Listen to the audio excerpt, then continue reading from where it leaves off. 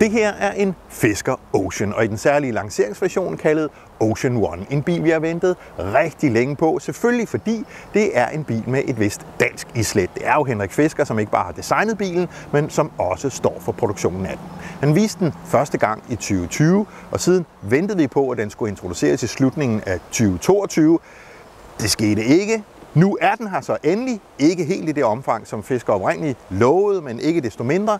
Denne bil er leveret til en dansk køber, som velvilligt har stillet den til rådighed for os. Så hvad er Fisker Ocean for en bil? Ja, det er, som det tydeligt fremgår, en forholdsvis stor SUV, som umiddelbart kan sammenlignes med Mercedes EQC og BMW iX3. De har faktisk næsten præcis samme længde, men Fiskeren her er faktisk hele 10 cm bredere. Det er ikke fordi, at det giver ekstra plads i kabinen, og det skal vi vende tilbage til, men det er fordi, at han har placeret hjulene helt ude på siden af karrosseriet. Det ser nærmest ud, som om den har skærmudbygninger, næsten i BMW M-stil.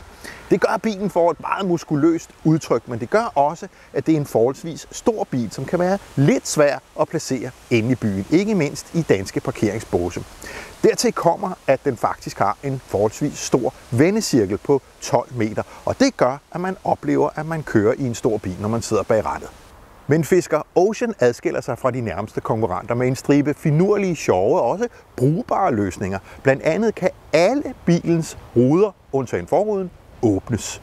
Fisker har et særligt begreb, de kalder California Mode, hvor også denne her lille siderude kan lukkes ned. Den kan altså ikke lukkes ned for sig selv, men ved tryk på en knap, ja, så åbner den alle sideruder, inklusiv bagruden her og det kæmpe store soltag. Bagruden her kan også åbnes for sig med tryk på en knap på fjernbetjeningen, og soltaget, som har indbygget solceller her, det er det største, jeg har set meget længe. Som nævnt er Fisker Ocean cirka samme størrelse som BMW iX3 og Mercedes EQC, men bagagerummet her virker ikke lige så stort. Officielt er det på over 550 liter, men som sagt, sådan ser det ikke ud. Til gengæld så kan du få Fisker Ocean her med anhængertræk. Man trykker på en knap, så popper det ud, og så skal man lige trække det på plads selv.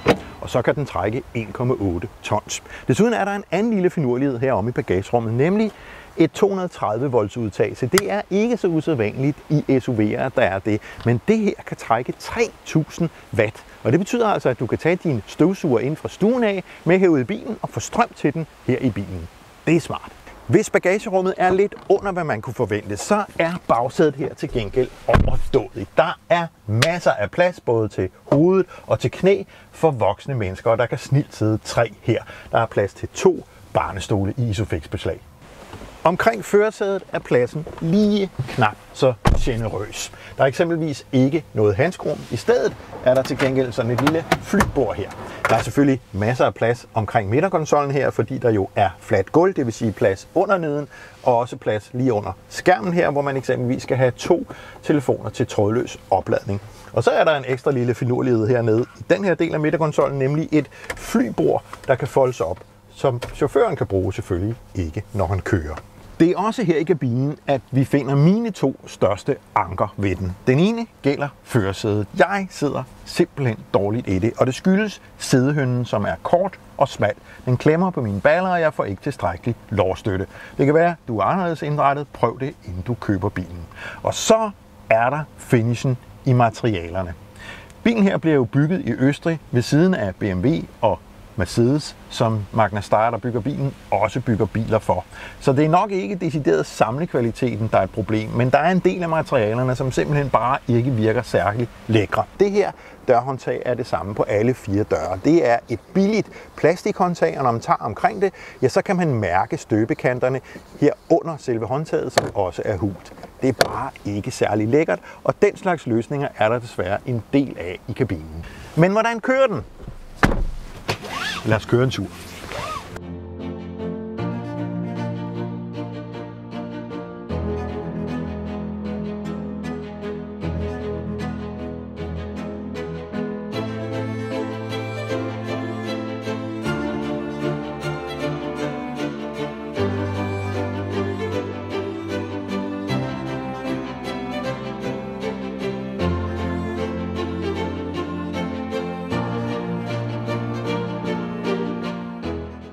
Oplevelsen af at køre Fisker Ocean ind i byen er en lille smule overdrevet. Forstået på den måde, at der er sådan ret meget bevægelse omkring midterstillingen. Styretøjet virker nærmest en smule aggressivt. Betyder det, at den kører godt? Ikke sådan rent dynamisk set, men man har i hvert fald oplevelsen af, at bilen reagerer på det, man gør. Det er ikke en bil, jeg har planer om at tage med på en bane for at lege med den. Til gengæld er den nærmest fantastisk, når man kommer på motor eller landevej. Der er en fremragende retningsstabilitet og en lige så imponerende affjedringskomfort. Det er simpelthen en fin undervogn, på trods af, at bilen her kører på 22 tommer fælge. Det er meget vellykket. Der er 3 forskellige køremodes at vælge imellem: Earth, Fun og Hyper. Earth starter bilen automatisk i, når man sætter i gang. Her er den lidt forsigtig på accelerationen. Man skal nærmest træde lidt hårdt på speederen, for at der sker noget overhovedet. Fun er sådan lidt en mellemting, og så er der selvfølgelig Hyper, som er der, hvor speederen er virkelig aggressiv. Det er også her, man kan komme ned på de 4 sekunder fra 0 til 100, men så skal man lige ind og vælge en særlig startfunktion. Man kan ikke mærke noget andet ændring i bilens opsætning end selve speedresponsen og motorens udvikling af kraften, altså undervogn og styretøjet. Det er cirka det samme. Men styretøjet er jo et ret godt vægtet. Og så er der bilens rækkevidde, som er et andet af Fisker Oceans aktiver. Den har et kæmpe batteri på netto 108 kWh, og det giver selvfølgelig en stor rækkevidde, officielt på 707 km.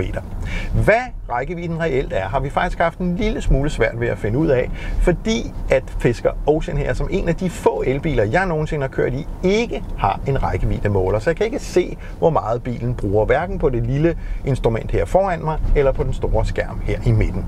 I går lavede jeg den op til 100%, og meget passende stod rækkevidden præcis på 707 km, sådan som den er opgivet til. Så kørte jeg 5 km, hvorefter rækkevidden var nede på 692 km, og det var bare med almindelig bykørsel. Så måske kan det være en lille smule vanskeligt at opnå de 707 km, men batteriet er stort, og rækkevidden er lang. Når man skal lade, så sker det hjemme med 11 kW, som på de fleste biler, mens hurtigladeren kan klare 200 kW, og det er til gengæld fint, ikke mindst i forhold til konkurrenterne fra BMW og Mercedes. Den store centerskærm her er et andet af aktiverne for Fisker Ocean. Den er 17 tommer stor, meget klar med en fin opløsning, og den kan i øvrigt vendes 90 grader elektrisk, så man kan lægge den ned. Det kan man kun, når bilen holder stille, hvor man så til gengæld kan bruge den til at se tv. Men skærmen her er også måske symbolet på et af problemerne med Fisker Ocean i øjeblikket, nemlig at der er rigtig mange startproblemer. Mens jeg har kørt i bilen her, ja, så er radioen simpelthen holdt op med at virke. Og det er ikke fordi, at den mangler en opdatering, eller det er det måske, men vi har i hvert fald fået bilen opdateret, mens vi har den haft til test. Der er simpelthen rigtig mange små elektroniske problemer, som formentlig refererer til noget software. Og det er måske mest af alt et udtryk for, at Fisker har været lidt for tidligt ude med at levere biler til kunder med Ocean her. Måske ikke ulig det, der skete med Folkevogn ID3, da Folkevogn havde for travlt med at udlevere ID3'er til de første kunder. Man kan forestille sig, at det bliver repareret på sigt, men lige nu oplever vi bare en masse småfejl, ala radioen, der pludselig ikke virker, eller dørhåndtagene, som ikke kører ind, når man kører, sådan som de ellers skal. De første Fisker Ocean Ones her har i hvert fald dobbelte sideruder, og det burde jo reducere støjen udefra en del. Det gør det måske også, men helt væk er den ikke. Når man kommer op over 80 km i timen, så er der sådan en underlig, lidt udefineret støj, så nærmest ligesom at sidde i en flyvemaskine.